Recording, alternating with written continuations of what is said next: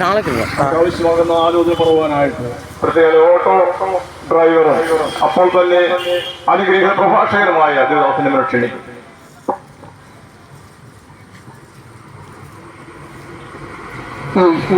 ശബ്ദവതിക്കുള്ളിൽ ദൂരത്തും ചാരത്തുമായി ഞങ്ങളെ ശ്രമിച്ചുകൊണ്ടിരിക്കുന്ന ഈ നാട്ടിലെ എല്ലാ മാന്യ ശ്രോതാക്കൾക്കും കേരള ഗോസ്ബൽ ടീമിന് പേരുള്ള പ്രത്യേകമുള്ള നന്ദിയും സ്നേഹവും ഞങ്ങൾ അറിയിക്കുകയാണ്.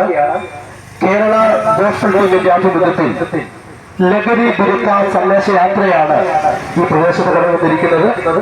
പ്രത്യേകം ഈ പ്രദേശത്ത് കടന്നു വരുവാനും നിങ്ങളെ കാണാൻ സാധിച്ചതൊക്കെ വളരെ സന്തോഷം ഞങ്ങൾക്കുണ്ട്. ദൈവം ഈ ദേശത്തെ ഒത്തിരി അനുഗ്രഹിക്കട്ടെ എന്ന ഉദാഹരണത്തിൽ ഞാൻ ഒരുമിച്ച് ദൈവത്തെ പ്രാർത്ഥിക്കുകയാണ്. നമ്മളെല്ലാവരും കഴിഞ്ഞ ഒരു രണ്ടാഴ്ചയായി മഴയുടെ മഹാമാരിയാൽ വളരെയേറെ പ്രയാസത്തിലുള്ള അറിവിലാണ് നാം ആയിരിക്കുന്നത്. വലിയ ദുഃഖങ്ങളും കഷ്ടങ്ങളൊക്കെ നിറഞ്ഞുകൊണ്ട് ഓരോ ദിവസവും നമ്മൾ തള്ളി നീക്കുകയാണ്. 2018 ആവർത്തിക്കുമോ എന്ന് ചിന്തിച്ച ഒരു കാലം നമ്മുടെ എല്ലാവരുടെ മുമ്പിലുണ്ട്. എന്നാൽ അതിനൊക്കെ നമ്മൾ വളരെ മാറിക്കൊണ്ടിരിക്കുന്ന ഒരു സാഹചര്യമാണ് ഇപ്പോൾ ഉണ്ടായിട്ടുള്ളത്. പ്രത്യേക മഴയൊക്കെ ശാന്തമായി ദൈവം ഒത്തിരി അനുഗ്രഹിക്കട്ടെ എന്ന് ഈ ബന്ധത്തിൽ ഒരുമിച്ച് ദൈവത്തിൽ പ്രാർത്ഥിക്കുകയാണ്. നമുക്കെല്ലാവർക്കും അറിയാം, ഇത് ലോകം അനുഭവിക്കുന്ന കഷ്ടതയുടെ വേദനയുടെ നടുവില് ആശ്വാസത്തിന് വേണ്ടി, സമാധാനത്തിന് വേണ്ടി, സന്തോഷത്തിന് വേണ്ടി ഓരോ ദിവസവും ജനങ്ങൾ ഓടിക്കൊണ്ടിരിക്കുകയാണ്. അവർ ഞാൻ ചിന്തിക്കുന്ന ഒരു കാര്യമുണ്ട്, ഞങ്ങൾക്ക് ഒരു സമാധാനം ആവശ്യമാണെന്നാണ് എല്ലാവരും പറയുന്നത്. അടുത്ത 2 ആഴ്ച കഴിഞ്ഞാൽ നമ്മളെല്ലാവരും കേരളത്തിലുള്ള സകലരും ഒരുമിച്ച് ഓണം ആഘോഷിക്കുന്ന ഒരു കാലഘട്ടമാണ് വന്നിരിക്കുന്നത്. ഓണം നമ്മുടെ ദേശീയ ഉത്സവമായി നമ്മളെല്ലാവരും ആചരിക്കുന്ന ഒരു സമയമാണ് അടുത്ത് വന്നിരിക്കുന്നത്. എന്നാൽ പണ്ട് ഒരു രാജാവ് ഇവിടെ ഭരിച്ചിട്ടുണ്ട്. രാജാവ് ഭരിച്ച കാലത്ത് ഇങ്ങനെ ഉണ്ടായതൊക്കെ നമ്മൾ പറഞ്ഞതാണ്. എന്നാൽ ഇപ്പോൾ പണ്ടെങ്കിലും ഒരു പാട്ട് ഇത് കേട്ടിട്ടുണ്ട്. നമ്മുടെ കേരളത്തെ കുറിച്ച് മലയാളത്തെ കുറിച്ചൊക്കെ പാടുന്നൊരു പാട്ടുണ്ട്. അതിങ്ങനെയാണ്: മതമെന്ന പേര് ചൊല്ലി മനുഷ്യരെ തമ്മി തല്ലി മരിക്കുവാൻ മലയാളം സമ്മതിക്കില്ല. ജാതിയുടെ പേരിൽ ഇത് ചേരിയായി സഹോദരന്മാർ പോരടിക്കാൻ മലയാളം സമ്മതിക്കില്ല. ചോര വീട്ടാൻ കേരളമെന്നൊരുക്കമല്ല, ചോര വീട്ടാൻ കേരളമെന്നൊരുക്കമല്ല. ആതിരയും അഷ്ടമിയും റംസാനും ക്രിസ്തുമസും ഓണവും കൈപ്പൊങ്കലും ഇന്നോരെ മനസ്സിൽ. ഞങ്ങളുടെ പ്രാണനാണ് മതസൗഹൃദം, ഞങ്ങൾ ഇന്ത്യക്കെന്നുമെന്നും മാതൃകയല്ലോ എന്ന് പാടിയ ഒരു കാലം നമ്മുടെ പുറകിലുണ്ട്. ഇപ്പോൾ അങ്ങനെയാണോ നമ്മുടെ മലയാളം എന്ന നമ്മുടെ കേരളത്തിന്റെ പോക്ക്? ജാതിയുടെ പേരിലും വർഗത്തിന്റെ പേരിലും വർണ്ണത്തിന്റെ പേരിലും മനുഷ്യർ തമ്മിൽ അടിയാണ്, വടക്കാണ്. ഒരു സ്ഥലത്തും മനുഷ്യന് സമാധാനമില്ല. സമാധാനം നഷ്ടപ്പെട്ടുകൊണ്ട് മനുഷ്യൻ ഓരോ ദിവസവും അവന്റെ ജീവിതം ഏതെങ്കിലും വലിയ മദ്യത്തിനടിമയായിക്കൊണ്ട്, കഞ്ചാവിനടിമയായിക്കൊണ്ട്, MDMA പോലെയുള്ള ലഹരി പദാർത്ഥത്തിന് അടിമയായിക്കൊണ്ട് ഓരോ ദിവസവും അനേക ജീവിതങ്ങൾ അവസാനിക്കുന്ന ഒരു കാലഘട്ടത്താണ് നാം ജീവിക്കുന്ന കാര്യം മറന്നു പോകരുത്. അങ്ങനെയാണെങ്കിൽ ഞാൻ പറയുന്നൊരു കാര്യമുണ്ട്. ഞങ്ങളുടെ പ്രസംഗം ഏറ്റവും കൂടുതൽ പ്രസംഗിക്കപ്പെടുന്ന കാര്യം എന്ന് പറഞ്ഞാൽ മദ്യത്തിനെതിരെയാണ് ഞങ്ങളുടെ പ്രസംഗങ്ങൾ മുഴുവനും. എന്തിനാണ് മദ്യത്തിനെതിരെ പ്രസംഗിക്കാൻ കാരണം? മൈഗ്രേൻ പ്രസംഗം എന്താണ് കാരണം എന്ന് ചോദിച്ചാൽ, ഇന്ന് ലോകത്തെ അനേക കുടുംബങ്ങളെ, കുഞ്ഞുങ്ങളെ നശിപ്പിക്കുന്ന ഒരു മാർഗം എന്ന് പറഞ്ഞാൽ അതാണ് മദ്യവും മയക്കുമരുന്നും. ഇവിടെ നടക്കുന്ന അനേക കൊലകൾ നടക്കുന്നു, ആത്മഹത്യകൾ നടക്കുന്നു, കൂട്ടത്തല്ലുകൾ നടക്കുന്നു. ഇതിന്റെ പുറകിൽ നടക്കുന്ന ശക്തി എന്ന് ചോദിച്ചാൽ ഒറ്റ ഉത്തരവേ ഉള്ളൂ: അവർ ഏതെങ്കിലും ഒരു ലഹരി പദാർത്ഥത്തിന് അടിമയായിരിക്കും. ഈ ലഹരിക്ക് അടിമയായ മനുഷ്യൻ അവസാനം അത് മുന്നോട്ട് കടന്നുപോയി പോയി അവസാനം ഒരു മുഴ കയറിന്റെ അകത്തോ അല്പ വിഷത്തിന്റെ അകത്തോ ഈ ലോകത്തെ ജീവിതം അവസാനിപ്പിച്ചു കളയുകയാണ്. എന്നാൽ ഇന്ന് പകൽ ഈ ദേശത്തെ അഭിസംബോധന ചെയ്യുമ്പോൾ ശതമായിട്ടൊരു കാര്യം ഞാൻ പറയാം. നാളുകളായി മദ്യത്തിനടിമയായി, കഞ്ചാവിനടിമയായി, ഇന്ത്യയ്ക്കടിമയായി, സമാധാനമില്ലാതെ സന്തോഷമില്ലാതെ നീ ആയിരിക്കണമെങ്കിൽ ഒത്തിരി സ്ഥലത്ത് പോയിട്ട് ഒത്തിരി ഡോക്ടർമാരെ കണ്ടിട്ട് ഈ മദ്യപാനത്തിൽ നിന്ന് മാറ്റം വരുവാതെ നീ ആയിരിക്കണമെങ്കിൽ അവിടെ നിന്ന് മാറ്റം വരുത്തുന്ന ഒരു മാർഗമുണ്ട്. ആ മാർഗമാണ് സുവിശേഷം എന്ന് പറയുന്നത്. എന്താണ് സുവിശേഷം എന്ന് പറഞ്ഞാൽ? സുവിശേഷം എന്ന് പറഞ്ഞാൽ ഉത്തരം നല്ല വാർത്തയാണ് സുവിശേഷം. സുവിശേഷം എന്ന് പറഞ്ഞാൽ ഒരു മതം മാറ്റുന്ന പരിപാടിയല്ല സുവിശേഷം. പിന്നെ എന്താണ് സുവിശേഷം? സുവിശേഷം ഒരു മാർഗമാണ്. എന്താണ് മാർഗം? മദ്യത്തിൽ നിന്ന് മാറ്റം വരുത്തുന്ന മാർഗം, കഞ്ചാവിൽ നിന്ന് മാറ്റം വരുത്തുന്ന മാർഗം, അപ്പനെയും അമ്മയെയും ഒക്കെ സ്നേഹിക്കാൻ പഠിപ്പിക്കുന്ന ഒരു മാർഗമുണ്ടെങ്കിൽ ആ മാർഗത്തിന്റെ പേരാണ് സുവിശേഷം എന്ന് പറയുന്നത്. ഈ സുവിശേഷം ഒരു വ്യക്തിയെ കുറിച്ചാണ്. ആ വ്യക്തിയുടെ പേരാണ് കർത്താവായ യേശു ക്രിസ്തു. ഇന്ന് പകൽ ഈ ദേശത്തെ ചങ്കുറപ്പോടെ ആവശ്യത്തോടെ നിന്നുകൊണ്ട് ഞങ്ങൾ പ്രസംഗിക്കാൻ കാരണമെന്ന് ചോദിച്ചാൽ ഒരു കാലത്ത് നാടിനും നാട്ടുകാർക്കും വീടിനും വീട്ടുകാർക്കൊക്കെ ഭാര്യയായി ജീവിച്ചൊരു കാലം ഞങ്ങളുടെ പുറകിലുണ്ട്. നിങ്ങൾക്കറിയാമോ? എന്റെ പേര് സിൻഡോ എന്നാണ്. ഞാൻ താമസിക്കുന്നത് കീരത്തോട് എന്ന സ്ഥലത്താണ്. അവിടെ ഓട്ടോ ഓടിക്കുന്ന ഒരു ഓട്ടോ തൊഴിലാളിയാണ്. എനിക്ക് ജോലി ഇല്ലാത്തതുകൊണ്ടാണ് ഞാൻ ഈ പഠിക്കുന്നത്. ഞാൻ ഒത്തിരി പേര് ചോദിക്കാറുണ്ട്, നിങ്ങൾക്ക് ഒരു പണി ഇല്ലാഞ്ഞിട്ടാണോ പിന്നെ പണിയും ചെയ്ത് ജീവിക്കണമെന്നൊക്കെ ഞങ്ങൾ പറയാറുണ്ട്. പക്ഷെ ഞാൻ പറയാം, ഞാൻ ഓട്ടോ ഓടിച്ച് ജീവിക്കുന്ന ഒരാളാണ്. ഞാൻ ഒരു ദിവസം ഇതൊക്കെ മാറ്റിവെച്ചിട്ട് എന്റെ ജീവിത സമാധാനം തന്ന, എന്നെ സ്നേഹിച്ച, എനിക്ക് വേണ്ടി എല്ലാ കാര്യം ചെയ്ത ആ യേശുവിനെ പരസ്യമായിട്ട് പ്രസംഗിക്കുന്നതിന് എനിക്ക് അഭിമാനമുണ്ട്. അതുകൊണ്ടാണ് ഈ ദിവസം ഓട്ടോ ഒക്കെ മാറ്റിവെച്ചിട്ട് ഈ ദേശത്ത് നിന്നുകൊണ്ട് ഞാൻ നിങ്ങളെ അഭിസംബോധന ചെയ്യുന്നത്. എന്തുകൊണ്ടാണ് യേശു ക്രിസ്തുവിനെ കുറിച്ച് പ്രസംഗിക്കാൻ കാരണമെന്ന് ചോദിച്ചാൽ, യേശു ആരാണെന്ന് നാം തിരിച്ചറിയണം. ഏത് സ്ഥലത്ത് പറയാറുണ്ട് യേശു യേശു യേശു. എന്താണ് യേശുവിന്റെ പ്രത്യേകത? യേശു ആരാണ്? ഇന്ന് പകൽ ഒന്ന് രണ്ട് വാക്ക് പറഞ്ഞ വാക്കിനെ വേഗം നിർത്താൻ ആഗ്രഹിക്കുക. യേശു ആരാണെന്നുള്ള ചോദ്യത്തിന് ഒത്തിരി ഉത്തരങ്ങൾ എന്ന് പറയാൻ കഴിയും. ചില ആളുകൾ പറയും യേശു യോസേഫിന്റെ മകനാണ്, യേശു മറിയുടെ മകനാണ്, യേശു അത്ഭുതം ചെയ്തവനാണ്, യേശു ഉയർപ്പിച്ചവനാണ്. അങ്ങനെ ഒത്തിരി ഉത്തരങ്ങൾ നിൽക്കുമ്പോൾ വിശുദ്ധ തിരുവഴുത്തിൽ അതിന് യഥാർത്ഥ മറുപടി എങ്ങനെയാണ്?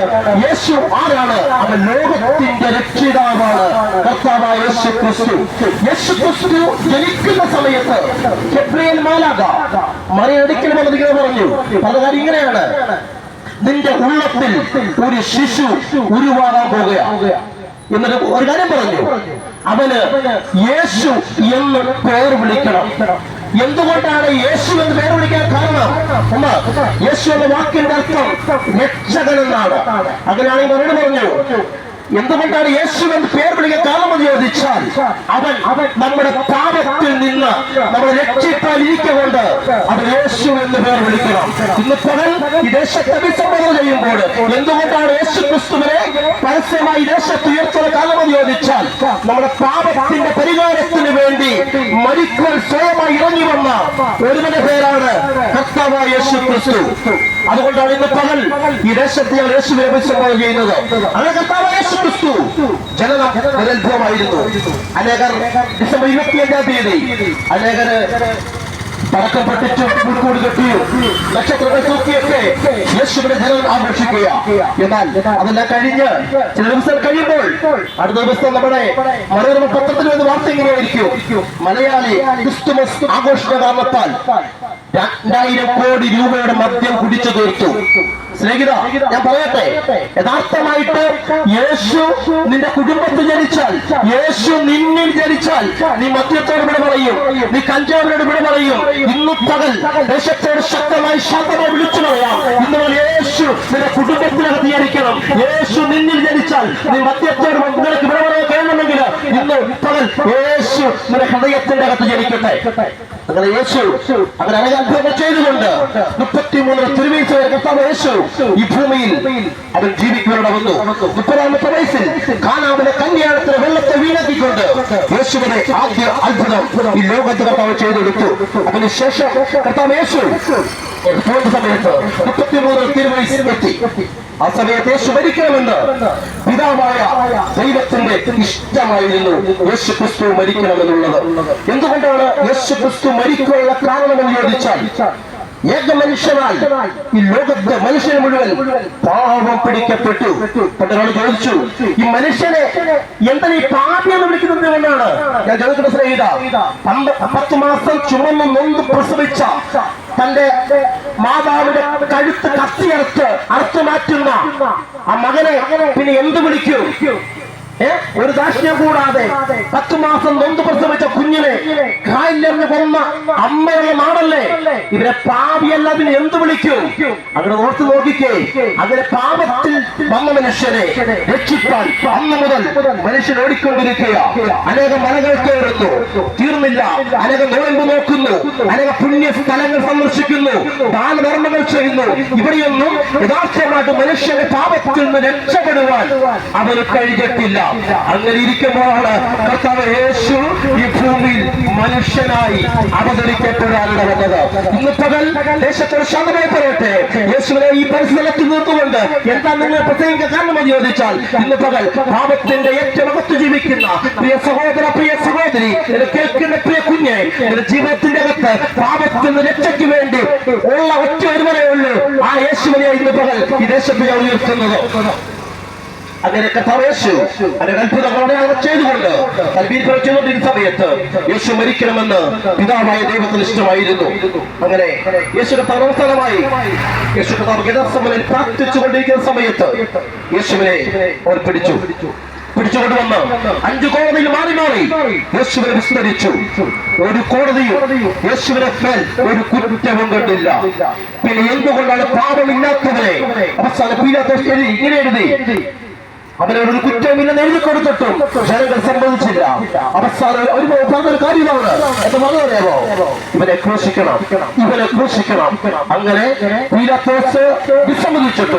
ജനങ്ങളെല്ലാം ആർത്ത് പറഞ്ഞതുകൊണ്ടും അതുകൊണ്ട് ജനങ്ങൾ ആർത്ത് വിളിച്ചതുകൊണ്ട് പീലാത്തോസ് കൈ കഴിഞ്ഞ് മാറിയുകൊണ്ടല്ല, യേശു മരിക്കണമെന്ന് പിതാവായ ദൈവത്തിന് ഇഷ്ടമായിരുന്നു. ഇന്ന് പകലിന് ദേശത്തോട് പറയട്ടെ, അങ്ങനെ യേശുവിനെ അവരെന്ത് ചെയ്യുന്നറിയാമോ? കർത്താവ് യേശുവിനെ അവർ പിടിച്ചുകൊണ്ടുവന്നു.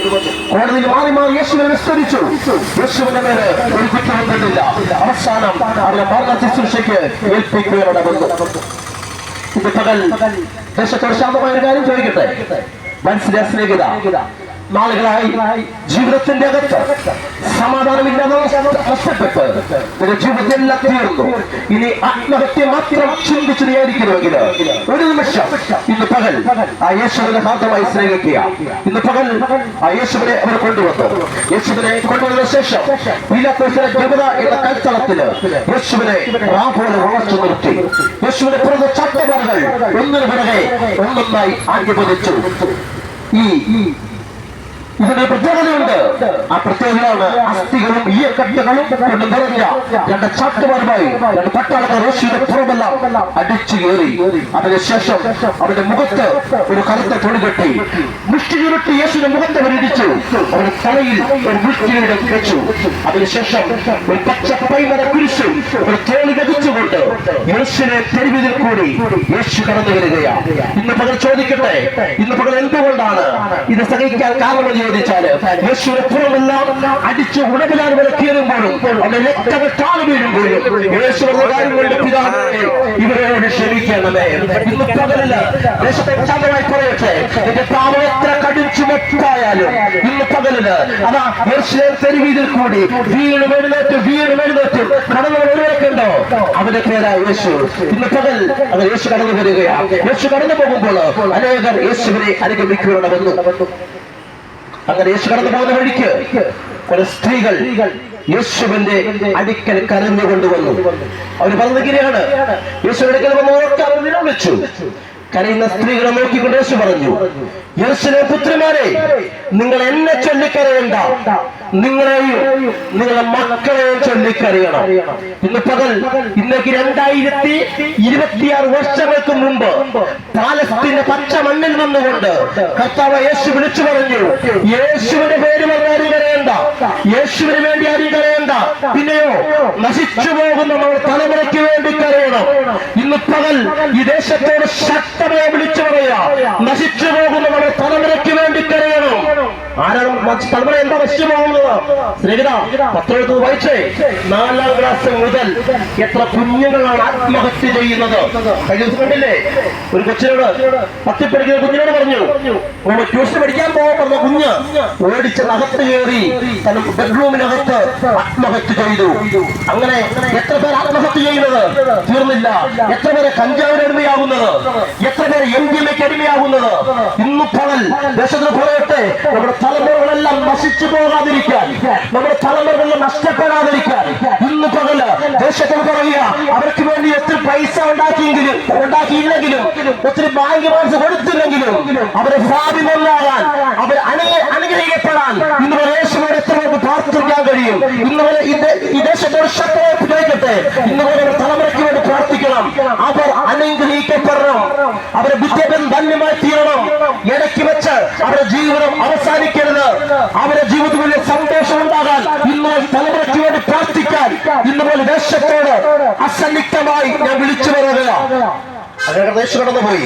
അങ്ങനെ തലയോടെ വന്ന സ്ഥലത്ത് കർത്താവ് യേശുവിനെ അവർ കൊണ്ടുവന്നു. 2 കള്ളന്മാരെ നടുവിൽ കർത്താവ് യേശുവിനെ അവർ ക്രൂശുവായിട്ട് വന്നു. അത് ഒരു കള്ളൻ യേശുവിനെ പരിഹസിച്ചു, ഒരു കള്ളൻ യേശുവിനെ സ്വീകരിച്ചു. ആ കള്ളന്മാര് അവിടുത്തെ ഏറ്റവും മോഷ്ടാവായിരിക്കാം, അല്ലെങ്കിൽ പിടിച്ചു വയ്ക്കാനായിരിക്കാം. അവരെല്ലാം അവസാന സകല നിയമം തീർന്നു. അവരെ ക്രൂശിൽ കിടക്കുന്ന സമയത്ത് അവരൊരു കള്ളൻ യേശുവിനേക്ക് തിരികെ നടന്നു. ചോദിച്ചു, പ്രഭു, അങ്ങ് രാജ്യത്തെ പ്രാപിച്ചു വരുമ്പോ എന്നെ കൂടി ഓർത്തുകൊള്ളണം. ഇന്ന് പകൽ പറയാ, യേശു പറഞ്ഞു, ഇന്ന് നീ എന്നോട് കൂടെ പരദീസയിലായിരിക്കും. ഇന്ന് പകൽ നിന്റെ പാപം എത്ര കടും ചുമപ്പായാലും, ഇന്ന് പകൽ അവരെ ഹിമം പോലെ വെളുപ്പിക്കുന്ന ഒറ്റ ഒരുവരേ ഉള്ളൂ. അവരെ ഇന്ന് പകൽ ഈ ദേശത്ത് ഞാൻ ഉയർത്തുന്നത് അവന്റെ പേരാണ് കർത്താവായ യേശു ക്രിസ്തു. ഇന്ന് പകലിന് ദേശത്തോട് പറയട്ടെ, നാളുകളായി നിന്റെ പാപത്തിന്റെ അകത്ത് നീ വീണിട്ട് രക്ഷപ്പെടാൻ കഴിയാതെ എല്ലാവരും നിന്നെ ഉപേക്ഷിച്ച്, നിന്റെ അപ്പനും അമ്മയും ഭാര്യയും മക്കളും എല്ലാം നിന്നെ ഉപേക്ഷിച്ചെങ്കിൽ ഇന്ന് പകൽ ഉപേക്ഷിക്കാത്ത ഒറ്റ ഒരുവനുണ്ട്. അവന്റെ പേരാ കർത്താവായ യേശു ക്രിസ്തു. ഇന്ന് പകൽ ശങ്കുറത്തോടെ ഇന്ന് പകൽ യേശുവിനെ ദേശത്ത് അസന്നിഗ്ധമായി ഉയർത്തുകയാണ് കർത്താവായ യേശു. അങ്ങനെ അവസാനം ആ 7 വഴി ക്രൂശിൽ പറഞ്ഞ് യേശു ഉറക്കെ വിളിച്ച് പ്രാണനെ വിട്ടു. എന്താണ് യേശു ഉറക്കം വിളിച്ചു പറഞ്ഞത്? ഇന്ന് പകൽ ദേശത്തോട് പറയുക, യേശു ഉറക്കെ വിളിച്ചു പറയുക, മനുഷ്യന്റെ പാപത്തിന്റെ പരിഹാരമായിട്ട് ഒരു കർമ്മങ്ങളും ശേഷിക്കുന്നില്ല, ഒരു യാഗങ്ങളും ശേഷിക്കുന്നില്ല. തന്റെ അവസാനത്തോടെ രക്തം വരെ ഹാലോറ്റിത്തമ്മെന്ന് പറഞ്ഞു, സകലവും നിവൃത്തിയായി. ഇന്ന് പകൽ സ്നേഹിത, നിന്റെ ജീവിതത്തിന്റെ അകത്ത് ഈ പാപത്തിന്റെ പരിഹാരത്തിന് വേണ്ടി ഓടി നിർത്തും സ്നേഹിത. നീ ചെരുപ്പിടാൻ നിർത്തു സ്നേഹിത. നീ മലകെ പേരെ നിർത്തു സ്നേഹിത. ഇന്ന് പകൽ ആ യേശു എനിക്ക് വേണ്ടി അത് മരിച്ചെന്ന് ഇന്ന് ഹൃദയം എത്ര പേർക്ക് നേരിട്ട് പറയാൻ കഴിയും? ഇന്ന് പകൽ ഈ രക്ഷ സൗജന്യമായി നീ ഇരിപ്പിടത്തിൽ വരുന്ന പകല. ഇന്ന് പകൽ ശബ്ദമായി പറയട്ടെ, യേശു ഉറക്കെ വിളിച്ച് പ്രാണനെ വിട്ടു. അതിനുശേഷം യേശുവിനെ അവർ കല്ലുകളുടെ അകത്ത് അടക്കം ചെയ്തു. യേശുവിനെ അടക്കം ചെയ്ത സമയത്ത് പീലാത്തോസിന്റെ അടുക്കൽ അവർ ചെന്ന് നിങ്ങളുടെ കാര്യം പറഞ്ഞു. പ്രഭു, ഇവൻ ജീവിച്ചിരിക്കുമ്പോൾ ഒരു കാര്യം പറഞ്ഞിട്ടുണ്ട്, ഇവൻ 3-ാം ദിവസം ഉയർത്തെഴുന്നേൽക്കും. അതുകൊണ്ട് കാര്യം പറഞ്ഞു, ഞങ്ങൾക്ക് പട്ടാളക്കാരെ വിട്ടു തരണം. അങ്ങനെ പീലാത്തോസിന്റെ അടുക്കൽ ചെന്ന് അവർ പറഞ്ഞ നിമിത്തം കാവൽക്കാരെ വിട്ടുകൊടുത്തു. വലിയ കാളവണ്ടി ചക്രം പോലെ കല്ലുകൊണ്ട് കല്ലറ അടച്ചു. റോമ ഗവൺമെന്റിന്റെ ഇമ്പീര മുദ്രയാൽ കല്ലറ മുദ്ര ചെയ്യപ്പെട്ടു. അങ്ങനെ എല്ലാവരും പറഞ്ഞു, സുവിശേഷം ഇവിടെ കൊണ്ട് തീർന്നു. ഇന്ന് പകൽ ഈ ദേശത്തൊരു കാര്യം പറഞ്ഞിട്ടേ പോകത്തുള്ളൂ. ഇന്ന് പകൽ പറയട്ടെ, അങ്ങനെ യേശു കല്ലറയുടെ അകത്തായിരുന്നപ്പോൾ സകലവും പറഞ്ഞു, സുവിശേഷം ഇവിടെ കൊണ്ട് തീർന്നു. ഇനി സുവിശേഷ ശക്തി ലോകത്ത് വെളിപ്പെടുത്തില്ല. എന്നാൽ എന്റെ യേശുവിനെ 3 ദിവസമേ കല്ലറയ്ക്ക് അകത്തൊതുക്കുവാൻ കഴിഞ്ഞുള്ളൂ. 3-ാമത്തെ ദിവസം, മരണമേ നിന്റെ ജയമെവിടെ, മരണമേ നിന്റെ വിഷമുള്ളവരെ യോജിച്ചുകൊണ്ട് പാതാളത്തെയും മരണത്തെയും ജയിച്ച് ഒരൊറ്റ നേതൃത്വത്തിന് അവന്റെ പേരാണ് കർത്താവായ യേശു ക്രിസ്തു. നിങ്ങൾക്കറിയാമോ, ലോകം കണ്ട അനേക മഹാന്മാരായ പ്ലേറ്റോയും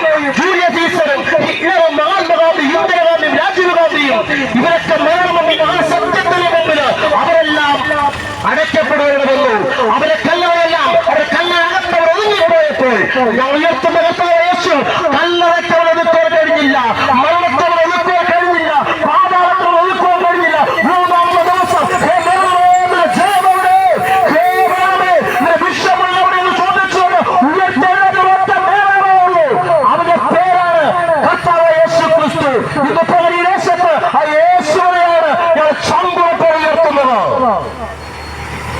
അതിനുശേഷം യേശു ഉയർത്തെഴുന്നേറ്റു. ഏകദേശം 40 ദിവസം യേശു ഭൂമിയിൽ ജീവിച്ചിരുന്നു. അങ്ങനെ കർത്താവ് യേശു സ്വർഗ്ഗാരോഹണം ചെയ്ത സമയത്ത് ശിഷ്യന്മാരൊക്കെ അടുക്കൽ വിളിച്ചു.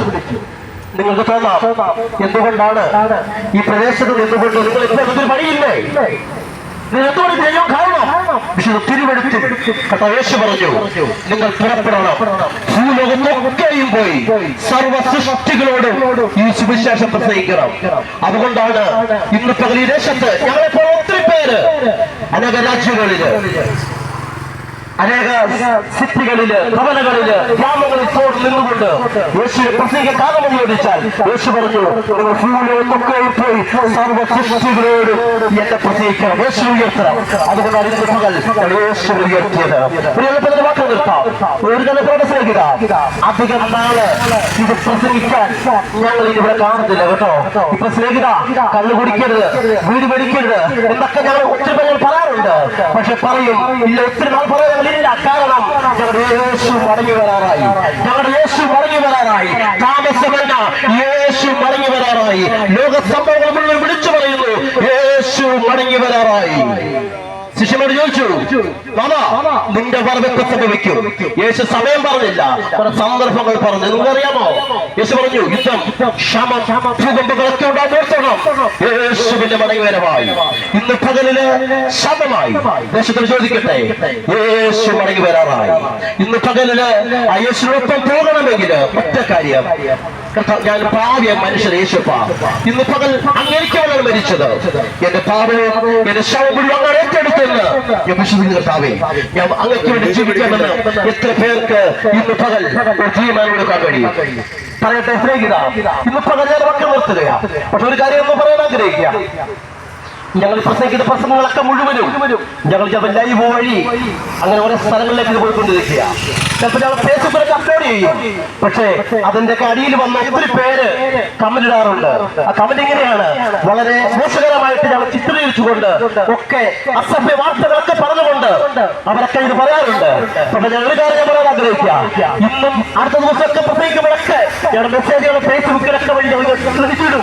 പക്ഷെ ഒരു കാര്യം, എഴുതുന്നവരുടെ കാര്യം പറയാം, ഇന്ന് പകൽ നീ എത്ര എഴുതിയാലും എന്തെല്ലാം ഞങ്ങളോട് അപഖ്യാതി പറഞ്ഞാലും സുവിശേഷത്തെ തടയുവാൻ നിങ്ങൾ എത്ര പേര് നോക്കി നടക്കയിലുള്ള കാര്യം ഇന്ന് വളരെ സംയുക്തമായി വിളിച്ചു പറയുക. കാരണം ഇത് സുവിശേഷം എന്ന് പറഞ്ഞാൽ ജീവിച്ച് ഞങ്ങളുടെ ജീവിതത്തിന് സമാധാന അംഗമാണ് ഈ സുവിശേഷം എന്ന കാര്യം മറന്നു പോകരുത്. നിങ്ങൾക്കറിയാമോ? അങ്ങനെയാണെങ്കിൽ ഇരിക്കുന്ന ദൈവസഭയ്ക്ക് വേണ്ടി മൈക്കേണ്ടത് കൈമാറിയാൽ അവർ പറയും, ഒരു കാലത്ത് ബൈബിൾ കത്തിച്ചവരാ ഞങ്ങള്, ഒരു കാലത്ത് പാസ്റ്റർമാരെ തല്ലിയവരാ ഞങ്ങള്. പക്ഷെ ഞങ്ങളുടെ ജീവിതത്തിൽ മാറ്റം വരുത്തിയ മാർഗം യേശുവിന്റെ മാർഗമാണ്. അതുകൊണ്ട് അങ്ങനെ പ്രതികരിക്കുന്നവരൊക്കെ ഞങ്ങൾ കാര്യം പറയാറുണ്ട്. നാളെ ഞങ്ങളെപ്പോലെ നിന്ന് ഇങ്ങനെയുള്ള കഥകളിൽ നിന്നുകൊണ്ട് യേശുവിനെ പ്രസംഗിക്കാൻ നീ തയ്യാറാണെങ്കിൽ ഇനി നീ എഴുതിക്കോ, ഒരു കുഴപ്പവുമില്ല, ഞാൻ സന്തോഷത്തോടെ സ്വീകരിക്കുക. ഒറ്റ കാര്യം സ്നേഹിത, യേശു നിന്നെ സ്നേഹിക്കുന്നു. സ്നേഹിത, യേശു നിന്നെ സ്നേഹിക്കുക. അതുകൊണ്ടാണ് ഇന്ന് പകല് ഞാൻ വാക്കുകൾ നിർത്തുകയാ. ഒരു കാര്യം പറയട്ടെ, ഈ സുവിശേഷം എന്ന് പറഞ്ഞാല് മതം പറ്റുന്ന പരിപാടി ഞാൻ പറഞ്ഞല്ലോ, സുവിശേഷം ഒരു മാർഗമാണ്. എന്താണ് ആ മാർഗം എന്ന് ചോദിച്ചാൽ, ജീവിതത്തിന്റെ അകത്ത് സമാധാനം തരുന്ന മാർഗം, സന്തോഷം തരുന്ന മാർഗം, എല്ലാവരും സ്നേഹിക്കാൻ പഠിപ്പിക്കുന്ന മാർഗം. അതുകൊണ്ട് മാത്രമല്ല, സുവിശേഷത്തിന് എതിരെ നിൽക്കാത്ത രാജ്യങ്ങളില്ല, സുവിശേഷത്തിന് എതിരെ പ്രവർത്തിക്കാത്ത ചക്രവർത്തികളില്ല, രാജാക്കന്മാരില്ല. അതുകൊണ്ട് തീർന്നില്ല. സുവിശേഷം പ്രസംഗിച്ച കാരണത്താല് അനേകരെ തീയിലിട്ട് കളഞ്ഞു, അനേകരെ കഴുത്ത് വെട്ടിമാറ്റിക്കളഞ്ഞു, അനേകരെ ചാണക തീറ്റയ്ക്ക് തിരികേണ്ടി വന്നു, അനേകരെ തള്ളി താഴെയിട്ടു, അനേകരെ കടലിലേക്ക് വലിച്ചെറിഞ്ഞു, സിംഹത്തിന്റെ ഗുഹയിലിട്ടു. എന്നിട്ടും ഈ സുവിശേഷം ഇന്നും ചങ്കുറപ്പോടെ ആവേശങ്ങൾ പ്രസംഗിക്കുന്ന ഒരു കാര്യം ഓർത്തുകൊള്ളാം. ഞങ്ങൾ പ്രസംഗിക്കുന്ന കർത്താവ് യേശു മരിച്ച കല്ലറകൾ അവസാനിച്ചവല്ല, ആ കല്ലറയെ ജയിച്ചവല്ല. ഇന്ന് പകൽ. അതുകൊണ്ട് യേശു ഉയർത്തുന്ന സ്നേഹിത എന്റെ വാക്കുകൾ നിർത്തുകയാണ്. ഒരു നിമിഷം യേശുപ്പാ, ഞാൻ പാപിയാണ്. ഇന്ന് പകൽ നിന്റെ അവസാനത്തോടെ രക്തം വരെ കവിട്ടി തന്നുകൊണ്ട് യേശു പറഞ്ഞു ഒരു കാര്യമുണ്ട്. അവസാനത്തോടെ രക്തം വരെ ഊറ്റി തന്നിട്ട് യേശു പറഞ്ഞു, ഇന്ന് പകൽ നിന്റെ പാവം മുഴുവൻ ഏറ്റെടുത്ത യേശുവിലേക്ക് ഇന്ന് പകൽ മടുത്തു വരാൻ ഒന്ന് കഴിയുമോ? ഒരു നിമിഷം ഞാൻ നമ്മളോട് പ്രാർത്ഥിക്കാൻ പോവുകയാണ്. ഇന്ന് പകൽ ഈ അഭിഷേകത്തെ നമ്മളോട് പ്രാർത്ഥിക്കാൻ പോവുകയാണ്. നിങ്ങളുടെ ജീവിതത്തിൽ നാളുകളായി കടഭാരത്താൽ ഭാരപ്പെട്ട് ഇത് ആത്മഹത്യ മാത്രം ചിന്തിച്ചിരിക്കുന്നുവെങ്കിൽ സ്നേഹിത ആത്മഹത്യ ചെയ്യരുത് കേട്ടോ. സ്നേഹിത ആത്മഹത്യ ചെയ്യരുത്. സഹോദരി, നീ ആത്മഹത്യ ചെയ്യരുത്. നിന്നെ സ്നേഹിക്കുന്ന ഒരു യേശുവുണ്ട്. അതുകൊണ്ട് ഇന്ന് പകലില് അദ്ദേഹങ്ങളിലേക്ക് സമർപ്പിക്കാം. യേശുപ്പ, ഒരു പാപിയായ മനുഷ്യനാണ്. ഇന്ന് പകലിൽ പറഞ്ഞിരിക്കുമ്പോൾ പ്രാർത്ഥിക്കാം. കർത്താവിന്റെ പരിശുദ്ധ നാമം വാഴ്ത്തപ്പെടുമാറാകട്ടെ. ഈ ദേശത്തോട് മാറ്റമില്ലാത്ത ദൈവത്തിന്റെ സ്നേഹത്തെയും ഈ ഗുഡ് ന്യൂസ് നല്ല വാർത്തയെ വിളിച്ചറിയിച്ച ഓട്ടോ ഡ്രൈവറായിരിക്കുന്ന കർത്താവിന്റെ ദാസനെ ഓർത്ത് ഞാൻ ദൈവത്തെ അധികമായി സ്തുതിക്കുന്നു. തന്റെ ജീവിതാനുഭവം എന്ന് പറയുന്നത് ഒരു കാലത്ത് ആമെ തല്ലും അതുപോലെ തന്നെ ലോകത്തിന്റെ പാപപ്രവൃത്തിയിലൂടെ നടന്ന ഒരു സമയമുണ്ടായിരുന്നു. എന്നാൽ സമാധാനം നഷ്ടപ്പെട്ട് നാട്ടിലും വീട്ടിലുമൊക്കെ പ്രശ്നങ്ങളായിരുന്ന ഒരു കാലഘട്ടം ഞങ്ങളുടെ ഓരോരുത്തരുടെയും ജീവിതത്തിൽ ഉണ്ടായിരുന്നു. എന്നാൽ മാറ്റമില്ലാത്ത ദൈവത്തിന്റെ സുവിശേഷമാണ് ഞങ്ങളെ മാറ്റിമറിച്ചത്. ഹല്ലേലൂയ. അതുകൊണ്ടാണ് ഇത്ര തണ്ടോടത്തോടെയും പ്രത്യാശയോടെയും ലക്ഷ്യം കൂടാതെയും തെരുവോരങ്ങളിലും ഇതുപോലുള്ള അനേകിടങ്ങളിൽ ഞങ്ങൾക്ക് പ്രസംഗിക്കുവാൻ, യേശുവിനെ ഉയർത്തുവാൻ ഞങ്ങൾക്ക് നൽകിയിരിക്കുന്ന പ്രചോദനം എന്ന് പറയുന്നത് ഞങ്ങൾക്ക് നൽകിയ കർത്താവായ യേശുവിന്റെ സമാധാനവും സന്തോഷവുമാണ്. അതുകൊണ്ടാണ് ഇത്ര പ്രത്യാശയോടെ ഞങ്ങൾ സംസാരിക്കുന്നത്. എന്റെ പ്രിയരെ, ഇന്ന പൽക്കാലം ഇവിടെ അയച്ച ദൈവവചനം ഈ ദേശത്ത് ഞങ്ങളുടെ ശബ്ദപരിധിക്കുള്ളിൽ ആരെങ്കിലും കേട്ടിട്ടുണ്ടെങ്കിൽ, കേൾക്കുന്നുണ്ടെങ്കിൽ, ആരെങ്കിലും സമാധാനമില്ലാതെ ആയിരിക്കുന്നുവെങ്കിൽ, മക്കളെ കുറിച്ച് ഓർത്ത് വിലപിക്കുന്നവരുണ്ടെങ്കിൽ, മാതാപിതാക്കളെ ഓർത്ത് വിലപിക്കുന്നുണ്ടെങ്കിൽ, ഇന്ന പകൽക്കാലം നിങ്ങളുടെ ഹൃദയങ്ങളിൽ മാറ്റമില്ലാത്ത ഈ സുവിശേഷം ഏറ്റെടുത്താൽ നിങ്ങളുടെ ജീവിതത്തിൽ ഒരു അനുഗ്രഹമായി മാറും. നിങ്ങളുടെ കുടുംബത്തിൽ സമാധാനം ഉണ്ടാകും. നിങ്ങളുടെ തലമുറകളെ ദൈവം അനുഗ്രഹിക്കും. വചനം ഇങ്ങനെ പറയുന്നു, ഞാൻ വാതിൽക്കൽ നിന്ന് മുട്ടുന്നു, ആരെങ്കിലും എന്റെ ശബ്ദം കേട്ട് വാതിൽ തുറന്ന ഇന്ന് ഞാൻ നിന്നോട് കൂടെ അത്താഴം കഴിക്കുമെന്ന് എന്ന് പറഞ്ഞാൽ നിങ്ങളുടെ ഹൃദയമാകുന്ന വാതിൽ ഈ സന്ദേശത്തിന് മുമ്പിൽ ഒന്ന് തുറന്നു കൊടുക്കുകയാണെങ്കിൽ നിങ്ങളുടെ ജീവിതത്തിൽ അത് സന്തോഷവും സമാധാനമായി മാറുമെന്നുള്ള ഒരു വലിയ യാഥാർത്ഥ്യം വിളിച്ചു പറഞ്ഞുകൊണ്ട് ഞാൻ നിങ്ങൾക്ക് വേണ്ടി പ്രാർത്ഥിക്കുന്നു. പരിശുദ്ധനാകുന്ന ദൈവമേ, സ്വർഗീയ പിതാവേ, തന്റെ ദാസനോട് കൽപ്പിച്ച തിരുവചനം ഈ ദേശത്തെ ഒരു അനുഗ്രഹമായി മാറണമേ.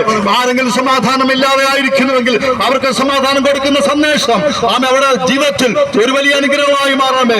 ആരെങ്കിലും കുഞ്ഞുങ്ങളെ ഓർത്ത് ഭാരപ്പെടുന്നുവെങ്കിൽ മദ്യപാനത്തിനും മയക്കുമരുന്നിനും അടിമകളായിരിക്കുന്ന ഏതെങ്കിലും കുഞ്ഞുങ്ങൾ ആയിരിക്കുന്നെങ്കിൽ അവർക്ക് സമാധാനം സന്തോഷം കൊടുക്കുക. ഈ സന്ദേശം നിങ്ങളുടെ ജീവിതത്തിൽ ഒരു അനുഗ്രഹമായി മാറട്ടെ. സംസാരിച്ച കർത്താവിന്റെ ദാസനെയും അനുഗ്രഹിക്കണം, ഈ ദേശത്തെയും അനുഗ്രഹിക്കണം. ഇപ്പോൾ ഞങ്ങൾ മറ്റൊരു ദേശത്ത് കടന്നു പോകുന്നു. ദൈവം ഞങ്ങളെല്ലാവരും ധാരാളമായി അനുഗ്രഹിക്കട്ടെ. നിങ്ങളെല്ലാവരും ദൈവം ധാരാളമായി അനുഗ്രഹിക്കട്ടെ. സകലതും അങ്ങനെ നാമമഹത്വത്തിന് തീരണമേ പിതാവേ. പ്രാർത്ഥന അനുകട്ടുകൊണ്ട് സ്തോത്രം യേശു കർത്താവിൻ ധന്യമുള്ള നാമത്തിൽ തന്നെ. ആമേൻ, ആമേൻ, ആമേൻ. യേശുക്രിസ്തു പാപികളെ രക്ഷിക്കുന്നു. യേശുക്രിസ്തു രോഗികൾക്ക് സുഖം നൽകുന്നു. യേശുക്രിസ്തു ഭൂതബാധയിൽ നിന്ന് വിടുതൽ നൽകുന്നു. യേശുവിന്റെ നാമത്തിൽ വിടുതൽ നൽകുന്നു. യേശുക്രിസ്തു പരിശുദ്ധ ആത്മാവിനെ നൽകുന്നു. യേശുക്രിസ്തു രാജാവായി വീണ്ടും വരുന്നു. എതിരേൽപ്പാൻ ഒരുങ്ങിക്കൊള്ളുക. Hallelujah, hallelujah, hallelujah. കർത്താവായ യേശുവിന്റെ നാമത്തിൽ എല്ലാവരെയും ബ്ലസ് ചെയ്യുന്നു. ആമേൻ.